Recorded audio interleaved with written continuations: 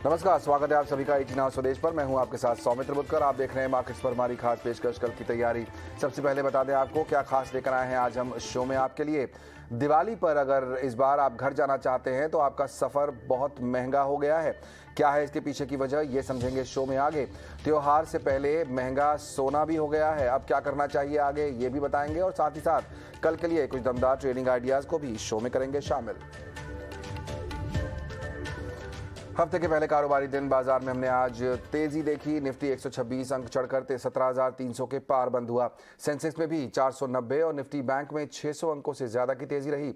बाजार की इस तेजी में सरकारी बैंक, एनर्जी और फाइनेंस शेयरों की अहम भूमिका रही। दिन भर बाजार में कौन से सेक्टर्स के शेयरों ने लगाई सरपट दौड़ और कहां सुस्ती दिखाई दी, बता रहे हैं मेरे सहयोगी डिम्पी कालरा। देखिए, अगर आप एडवांस डिक्लाइन को देख रहे हैं तो आपको डिक्लाइंस थोड़े ज़्यादा देखेंगे, लेकिन उसके बावजूद भी निफ्टी अगर आप देखें तो 126 पॉइंट ऊपर जाके बंद हुआ। बिकॉज ऑफ वेटेज वाले शेयर्स काफ़ी अच्छे चल रहे थे। आज निफ्टी के जो टॉप गेनर्स की अगर आप सूची चेक करेंगे तो आपको बड़े दिग्गज शेयर दिखेंगे, और उसमें 21 तारीख को जिस कंपनी के नंबर आने हैं, रिलायंस इंडस्ट्रीज़, वो भी आज काफ़ी अच्छा चलता हुआ दिखा। इसलिए आप 17,300 के ऊपर भी आज क्लोज करके गए हैं। एक्चुअली मार्केट की एक रेंज है 16,800 से 17,300 की रेंज, और उसके हाईयर एंड पे आपने क्लोजिंग दी है। और सुबह ही सुबह ये इंडिकेशन अच्छे मिल गए थे जब यूएस फ्यूचर्स हर निशान में थे। हालांकि शुक्रवार को बाजार यूएस के तो काफ़ी ख़राब थे, लेकिन फ्यूचर्स ने काफ़ी सपोर्ट किया और मार्केट ने आज उसको ही लीड फैक्टर समझा। आज बैंक निफ्टी के अंदर भी आपको करीब 1.5% का उछाल दिखेगा, और ज़्यादा बड़ा हिस्सा आज बैंक निफ्टी के अंदर तेज़ी का था, जो निफ्टी के मुकाबले ऑलमोस्ट डबल था। अब आ जाते हैं आज के निफ्टी के टॉप गेनर कौन से बने, लेकिन उससे पहले एक बार मैं आपको इंडिया विक्स भी ज़रूर दिखाना चाहूँगा। आज बाजार चला, लेकिन इंडिया विक्स के अंदर कुछ ज़्यादा बड़ा हेर फेर नहीं हुआ। ये 18.5 की रेंज में ही है, जो कि आपको कंफर्ट देगा। ये जब तक 20 या 21 के ऊपर नहीं जाता तब तक आपके फेवर में है, और आपके स्टॉप लॉसेस पक्के होते जाएंगे, आपके सपोर्ट पक्के होते जाएंगे, और रेजिस्टेंस अभी मार्केट को अगर ज़्यादा परेशान करेगा तो हो सकता है वो गैप के साथ उसको पार कर दे। आ जाते हैं निफ्टी के टॉप गेनर्स कौन कौन से थे। अगर आज देखें तो आज एसबीआई ने लीडरशिप पकड़ी थी। ये सरकारी बैंकों का खेमा आज काफ़ी ज़ोरदार चल रहा था। इसके अलावा एनटीपीसी एक और सरकारी कंपनी है, ये भी काफ़ी अच्छा चलता हुआ दिखा।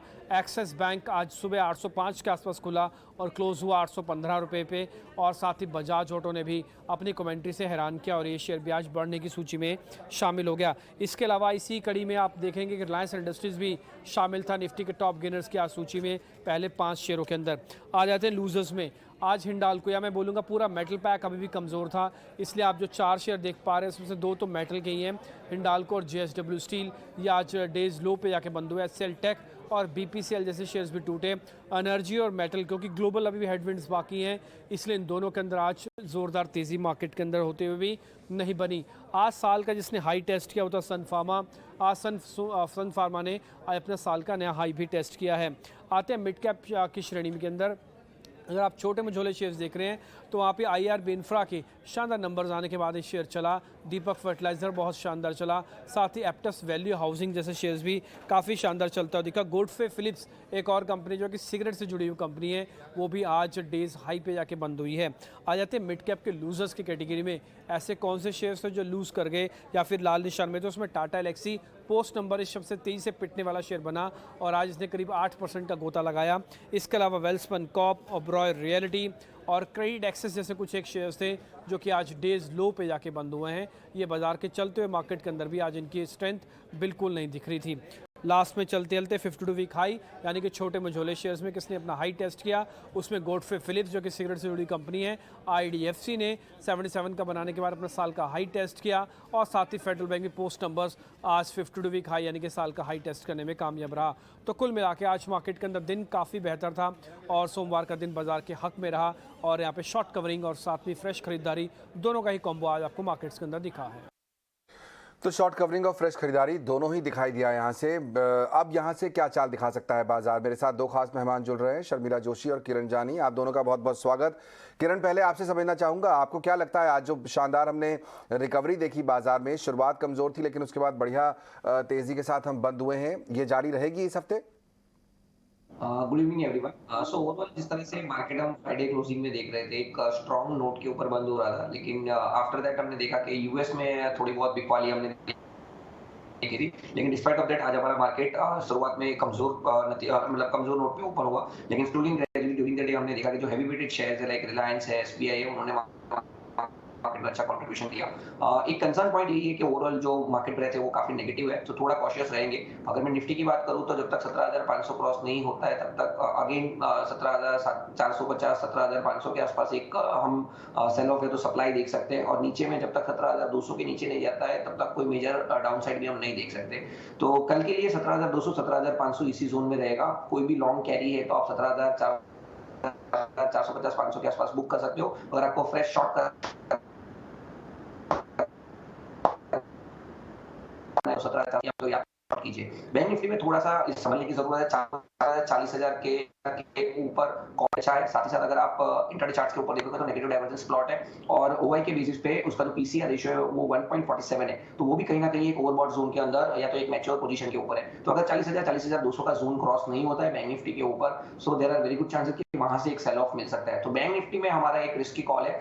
40,200 के आसपास हम बैंक निफ्टी शॉर्ट करने की सलाह दे रहे हैं। 40,400 के ऊपर के स्टॉप लॉस लगाने हैं, और एक बार नीचे में 39,500 वापस हम रिविजिट करें, ऐसा हमें बैंक निफ्टी में लग रहा है। ओके, तो बैंक निफ्टी में ऊपरी स्तरों पर अभी नहीं, ध्यान रखिए 40,200 के आसपास शॉर्ट करने की सलाह है, लेकिन निफ्टी में यहाँ पर अभी ऐसा लग रहा है कि 17,500 तक शायद टेस्ट करता हुआ दिखाई दे।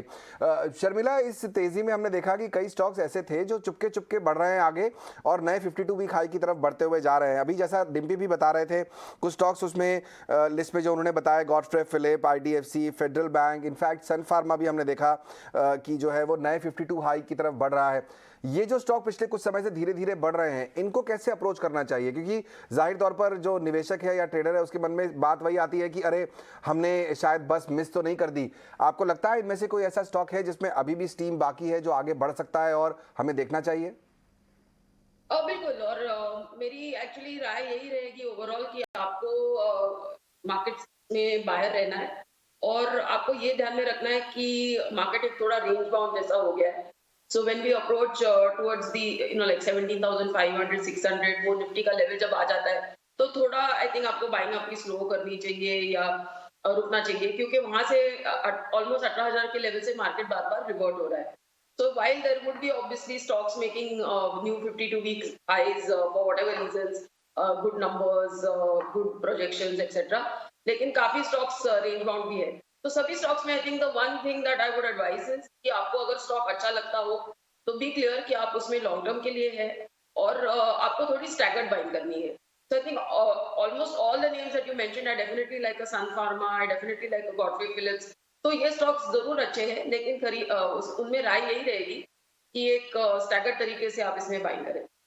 करेक्ट। तो सन फार्मा, गॉडफ्रे फिलिप्स, ये जो स्टॉक्स हैं, ऐसे जो हमने स्टॉक्स आपको और भी बताया, IDFC जैसे जो 52 वीक हाई की तरफ बढ़ गए हैं, ये अब भी अच्छे दिखाई दे रहे हैं, लेकिन स्टैगर्ड बाइंग करनी है, यानी एक साथ बहुत सारा पैसा नहीं लगाना है, थोड़ी अपॉर्चुनिटी देखनी है। कुछ कमजोरी दिखे किसी स्टॉक में तो पैसा लगाइए, और नजरिया लंबी अवधि का रखिए। इन सभी स्टॉक्स में अपॉर्चुनिटी अभी भी आगे बढ़ती हुई दिखाई दे रही है। एक और स्टॉक जिसने जोरदार आज तेजी दिखाई वो था IRB इंफ्रा का। इस स्टॉक में इतनी तेजी क्यों थी, ये बताने के लिए मेरे साथ जुड़ रहे हैं मेरे सहयोगी सौमित सरकार। बताइए सौमित। तो हमें आज ये गेंस IRB इंफ्रा में इसलिए दिखे क्योंकि कंपनी ने कुछ और एडिशनल डिटेल्स दिए थे गंगा एक्सप्रेसवे प्रोजेक्ट को लेकर। अगर आप देखेंगे तो वो एक SPV फॉर्म कर रहे हैं MBEL, जिसमें 51% स्टेक IRB इंफ्रा का रहेगा और 49% स्टेक GIC का रहेगा। अब ये MBEL जो SPV है, इसको गंगा एक्सप्रेसवे का प्रोजेक्ट 2021 में मिला था, और उन्होंने जो कंस्ट्रक्शन वर्क है वो अभी October 12, 2022 से स्टार्ट किया है। अभी ये प्रोजेक्ट का जो टोटल कॉस्ट है वो करीब 6,500 करोड़ के आसपास है, और जो कंसेशन पीरियड है इस प्रोजेक्ट का वो अब 30 साल का है। अब दोनों ही कंपनीज GIC और IRB इंफ्रा इस SPV में फंड इन्फ्यूजन करेगी, इक्विटी में करीब 500 करोड़ के आसपास, और NCD इशू भी होगा करीब 1600 करोड़ के आसपास का। इसके अलावा IRB ने ये भी बताया है कि ये प्रोजेक्ट एग्जीक्यूट करने में जो मदद करेंगे MBEL को, उसकी वजह से उन्हें करीब 10,500 करोड़ का इनफ्लो हो सकता है। अब टोटल कंसेशन पीरियड जो है 30 ईयर्स का, उसी पूरे पीरियड में उनको ये 10,500 करोड़ मिलेगा हेल्प करने के लिए MBEL को। इसी के साथ अगर आप देखें तो उन्होंने ये भी कहा है कि IRB इंफ्रा और GIC जब प्रोजेक्ट कंप्लीट हो जाएगा तब अपने अपना जो स्टेक है वो IRB इंफ्रा के जो इनविट को है उसको भी बेच सकते हैं। तो ये कारणों की वजह से हमें अच्छे खासे गेंस दिखे IRB इंफ्रा में। उसके अलावा अगर हम देखें तो वेंचुरा सिक्योरिटीज़ नाम के एक ब्रोकरेज ने इनिशिएट किया था कवरेज आज बाय रेटिंग के साथ IRB इंफ्रा पे, और जो टारगेट प्राइस था वो पोटेंशियल अपसाइड दिखा रहा था करीब 240% का। अब वेंचुरा सिक्योरिटीज़ इसलिए बुलिश है कंपनी पे क्योंकि वो NHAI के ऑर्डरिंग में हमें अपटिक देखने को मिला है। उसी के साथ IRB इंफ्रा ने स्ट्रैटेजिकली अपना जो बैलेंस शीट है उसको डीलेवरेज किया है, और ब्रोकरेज एक्सपेक्ट कर रहे हैं IRB इंफ्रा का जो रेवेन्यू ग्रोथ होगा आगे चल के वो 15% के आसपास हो सकता है FY22 से लेके FY26 तक। तो इन कारणों की वजह से हमें IRB इंफ्रा में अच्छा खासा ट्रैक्शन देखने को मिल रहा है। ओके, तो ये तो हुए फंडामेंटल कारण जिसकी वजह से हमने देखा कि बहुत शानदार तेजी IRB इंफ्रा में आज थी। किरण, आपको लगता है कि कोई स्टीम और बाकी है? 11% करीब ये स्टॉक आज ऊपर था, 240 के भाव पर IRB इंफ्रा पहुंच गया है। अब क्या कॉल होगा आपका? सो IRB इंफ्रा की तरफ बात करें तो डेली चार्ट के ऊपर एक फॉलिंग ट्रेंड लाइन रेजिस्टेंस हम 260 के आसपास देख रहे हैं, और रिसेंटली जिस तरह का लोअर टाइम फ्रेम के ऊपर हम चार्ट देखें तो एक फ्लैग पैटर्न ब्रेकआउट या तो एक cup and handle pattern breakout भी कह सकते हैं, और इस पैटर्न के हिसाब से स्टॉक में करीबन 225 से 20 से 30 रुपए की एक रैली आनी चाहिए। सो बेस्ड ऑन दैट हमें लग रहा है कि ये रैली और भी कंटिन्यू रह सकती है। ऊपर में 255 260 तक के लेवल्स IRB इंफ्रा में हमें आ सकते हैं ऐसा लग रहा है, और ओवरऑल नीचे में 220 का एज अ स्टॉप लॉस हमें मेंटेन करना रहेगा। ओके, तो यानी कि कुछ और स्टीम भी बाकी है IRB इंफ्रा। हमने देखा बढ़िया तेजी स्टॉक में आज देखने को मिली, वो स्ट्रैटेजी यहाँ पर किरण ने आपको बताई। आज कुछ जो गिरावट वाले स्टॉक्स थे शर्मिला, उस पर भी मैं आपका कॉल चाहूँगा। आज हमने देखा कि मेटल्स काफ़ी हद तक वीक थे, जैसा एक बार फिर डिम्पी बता रहे थे जब वो पूरा मार्केट का रैप दे रहे थे आज का, कि हिंडाल्को, JSW स्टील जैसे जो स्टॉक्स हैं वो आज काफ़ी कमज़ोर थे। क्या हो रहा है मेटल्स में और अब कैसे अप्रोच करना चाहिए? बिल्कुल, आई थिंक मेटल्स इस तरह की स्टोरी है कि वैल्यूएशंस बहुत अच्छे लग रहे हैं, लेकिन ग्लोबली जिस तरह के संकेत है उससे काफी प्रेशर बना रहता है स्टॉक्स पर।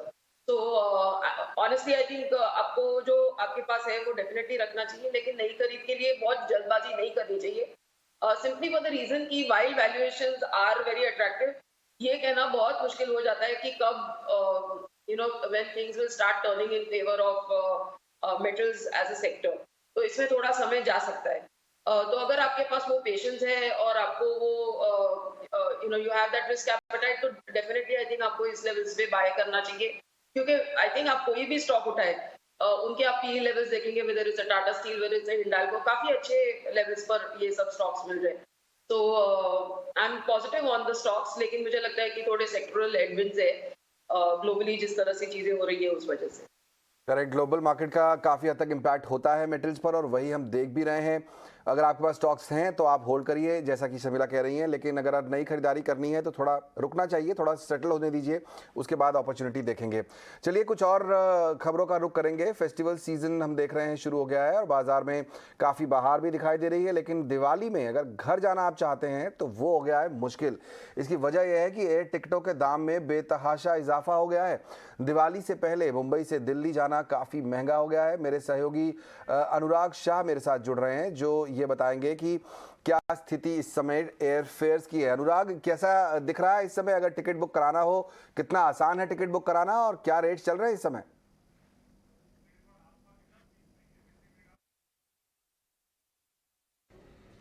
देखिए, जो आपने अभी बताया कि पिछले साल के मुकाबले काफ़ी ज़्यादा एयर फेयर बढ़ गया है, तो उसकी सबसे बड़ी वजह यह है कि पिछले साल तक एक लिमिट लगी हुई थी एविएशन मंत्रालय के द्वारा एयर फेयर के अंदर बढ़ोतरी नहीं करने की, लेकिन सितंबर की शुरुआत से उस लिमिट को हटा दिया गया और उसके बाद जो है वो डायनेमिक प्राइसिंग एस्टेब्लिश हो जाती है। और जब इस लिमिट को हटाया गया तब नागरिक उड्डयन मंत्री ज्योतिरादित्य सिंधिया ने कहा कि ATF फ्यूल प्राइजेस और जो डिमांड है उसको देखते हुए, इंडस्ट्री की ग्रोथ को कंसीडर करते हुए इस लिमिट को हटा दिया गया, और उस लिमिट का ही ये असर देखने को मिल रहा है कि दिवाली वाले हफ्ते पे जो कीमतें हैं एयर फेयर की वो काफ़ी ज़्यादा बढ़ गई। जो सामान्य की तुलना में अगर हम बात करें तो 3 से 4 गुना तक जो है एयर फेयर ज़्यादा है। अगर दिल्ली मुंबई रूट की हम बात करते हैं तो जो कुछ दिनों पहले तक जो टिकट था 6,000-7,000 रुपये में मिलता था, वो अब आपको 20,000, 22,000, 25,000 तक मिल रहा है। अभी हमने कुछ जो फ्लाइट्स है उनकी दरें चेक की है तो एयर इंडिया की जो फ्लाइट है उसका किराया है 19 अक्टूबर का 27,000 रुपये। इंडिगो की एक फ्लाइट है जो कनेक्टिंग फ्लाइट है वडोदरा होके, उसका फेयर है 18,319 रुपये। इसके अलावा स्पाइस जेट की फ्लाइट जो है उसका 22,000 रुपये, विस्तारा की फ्लाइट 26,000 रुपये, गो फर्स्ट की फ्लाइट 17,808 रुपये। तो इस तरह की बेहताशा जो बढ़ोतरी हुई है एयर फेयर के अंदर, तो उसके पीछे वजह ये मानी जा रही है कि जो लिमिट हटा दी गई है हाल के दिनों में, इसके अलावा जो डिमांड है और जो कंपनियों के द्वारा जो अपनी डायनेमिक प्राइसिंग की गई है एयरलाइंस कंपनियों के, इन तमाम कारणों की वजह से जो एयर फेयर है वो 3 से 4 गुना तक बढ़ गए हैं। और ये जो चेक किया हमने, केवल ये मुंबई दिल्ली रूट नहीं है, अगर आप बेंगलुरु दिल्ली का भी रूट ले तो वहां पर भी जो किराया है दुगने से तीगने तक बढ़ गया है दिवाली के इस वीक में। शुक्रिया अनुराग। तो 22,000 27,000 रुपए तक के किराए इस समय, अगर अभी तक आपने ऑफिस से छुट्टी नहीं ली है और अब आप छुट्टी प्लान कर रहे हैं तो बहुत मुश्किल दिखाई दे रहा है। शर्मिला, तो ऑफिस तो छुट्टी अगर अब दे भी दे तो भी घर जाना बहुत मुश्किल दिखाई दे रहा है। क्या आपको लगता है कि एयरलाइन स्टॉक्स को इससे कुछ फायदा होगा? कंपनियां जो डायनेमिक प्राइसिंग की बात लंबे समय से कर रही थी, जो कैप्स को कंप्लेन कर रही थी कि कैप की वजह से वो प्राइस नहीं बढ़ा पा रही है, वो कैप सरकार ने हटा दिया है, जिसका असर हम देख रहे हैं कि जो प्राइसेस हैं वो इतने ज़्यादा बढ़ गए हैं। किसी तरीके से आपको लगता है कि इंडिगो, स्पाइस जेट, इन सबको कोई फायदा मिलेगा? Yes and no, because I think definitely एक वजह ये भी है, प्राइसेस इतनी बढ़ गई है because ATF का एक रोल है, but there is no getting away from the fact कि डिमांड बहुत ज्यादा है। इसी वजह से जो लॉगरिथम है that has price the ticket जो हाई और ऊपर ही जा रहे हैं rates. So whether we are looking at hotel bookings या एयरलाइन बुकिंग, सभी के दाम बढ़े हैं। अगर आप होटल का भी डेटा, होटल रूम्स का भी डेटा पढ़े तो भी आई थिंक वहाँ तो और भी जिस तरह से खबरें आ रही है प्राइसेस बढ़ गई है, और खास करके as we approach festival seasons और भी बढ़ने की उम्मीद है। So I think it just all goes to point to the fact कि डिमांड बहुत स्ट्रांग है। तो एज यू सेड, जो इसका असर इन स्टॉक्स के इस क्वार्टर के नतीजों पे तो डेफिनेटली दिखेगा। And I would think that for anything that is travel, ये अगला साल काफी अच्छा ही रहेगा। देन शायद जो सब पेंट अप डिमांड है वो खत्म होगी and things will sort of normalise. लेकिन मेरे हिसाब से अगले 9 महीने बहुत अच्छे रहने वाले हैं ये पूरे सेक्टर के लिए। आज ये स्टॉक खरीद लें, इंडिगो फॉर एग्जांपल आज ले लें और फिर रहें अगर 6-7 महीने तो अच्छा रिटर्न मिलेगा। So the other problem with all these airline stocks is कि उनकी कोई ना कोई और भी दिक्कतें हैं कि they have some issues or the other going on। जैसे कि स्पाइस जेट का थोड़ा एक इशू था, वो सॉर्ट आउट हो गया। But yes, I broadly agree, I think वही स्ट्रैटेजी अपनाएं, डू अ स्टैगर्ड बाइंग। लेकिन वेदर इट इज इंटरग्लोब या स्पाइस जेट, आप इसमें डेफिनेटली निवेश कर सकते हैं। ओके, तो अभी मतलब आप इनमें निवेश कर सकते हैं, लेकिन नज़रिया वही बात है, लंबा रखना पड़ेगा। ये जो फ़ायदा जो आप देख रहे हैं कि टिकटों के दाम बढ़ गए हैं, इसका फ़ायदा कंपनियों को मिलेगा, उसमें थोड़ा समय लगेगा, ये जल्दबाजी में होने वाला है नहीं। असर इनफैक्ट डायरेक्टली हमें और आपको पड़ रहा है। अगर हमें ट्रैवल करना है तो वो बहुत मुश्किल काम हो गया है। लेकिन एक खबर किरण ये भी आ रही है कि फेस्टिवल सीजन से पहले सोने चांदी की डिमांड भी बहुत बढ़ गई है। आई एम श्योर आप चार्ट तो फॉलो करते ही होंगे। अगर यही सवाल मैं इस तरफ पूछूं आपसे कि मैं अगर गोल्ड नहीं खरीद पा रहा हूँ, ज्वेलरी नहीं खरीद पा रहा हूँ क्योंकि बहुत महंगा है, तो क्या मुझे कहीं ना कहीं सोने में निवेश करना चाहिए? क्या सलाह देंगे आप? यस, 100% गोल्ड से लेके आप बात करें तो पहले मैं गोल्ड की बात करूंगा। तो हमारे पास मैक्रो रीजंस तो काफी है। अगर गोल्ड को हम नेचुरल हेज कहते हैं इन्फ्लेशन के सामने, sorry inflation all time high या तो काफी सालों के हाई के ऊपर ट्रेड कर रहा है, लेकिन अगर आप गोल्ड देखोगे तो 52 वीक लो के आसपास ट्रेड कर रहा है। सो इंटरनेशनल गोल्ड प्राइस जिस लेवल के ऊपर ट्रेड कर रहे हैं, तो रिसेंटली 1615 का एक लो बनाया था, वहां से 1726 डॉलर तक की एक रैली हमने देखने को मिली, जहां 200 डेज डीएमए का रेजिस्टेंस था, वहां से वापस अभी 1660-1650 के बीच में ट्रेड कर रहा है। 1650 is a very good support dollar terms की अगर मैं बात करूं। हमारे यहाँ हमें करेक्शंस देखने को नहीं मिल रहा है because of the USD INR movement. Otherwise हमारे यहाँ पे भी आप देखोगे 50,000 के नीचे कभी भी सोना आता है, it's a very good demand. आप हमेशा देखा है कि जैसे ही 50,000 के नीचे आता है हम डिमांड देख रहे हैं। सो ओवरऑल सेटअप काफी अच्छा है। डेफिनेटली गोल्ड में हमें निवेश करना चाहिए। अगर मैं एमसीएक्स के लेवल की बात करूं तो 50,000 से 50,200 के बीच में अगर किसी को शॉर्ट टर्म इन्वेस्टमेंट करना है तो इट्स अ बाय जोन, आप एंट्री ले सकते हो। और किसी को लॉन्ग टर्म के लिए लेना है तो कोई भी टिप आता है बाय करके जाना चाहिए। जिस तरह का सेटअप है यहाँ से अगर यूएसडी करेक्ट होता है तो there are very good chances के गोल्ड डॉलर टर्म्स में एप्रिसिएशन देखने को मिलेगा।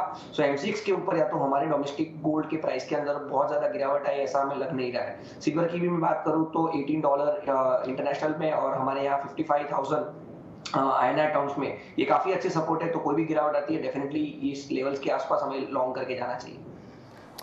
ओके, तो यानी कि सेटअप स्ट्रांग ही दिखाई दे रहा है, आपको नजरिया थोड़ा लंबे अवधि का रखना होगा। गोल्ड में भी अपॉर्चुनिटी बनती दिखाई दे रही है, तो अगर आप सोना खरीद नहीं पा रहे हैं बाहर जाकर, तो कम से कम निवेश कर सकते हैं, वहां आपको कमाई को जरूर मिल सकती है। चलिए ये पता करते हैं मेरे मेहमानों से कि अब कल के ट्रेडिंग सेशन के लिए कौन से स्टॉक्स पर नजर रहेगी उनकी। वक्त है VIP शेयर्स का।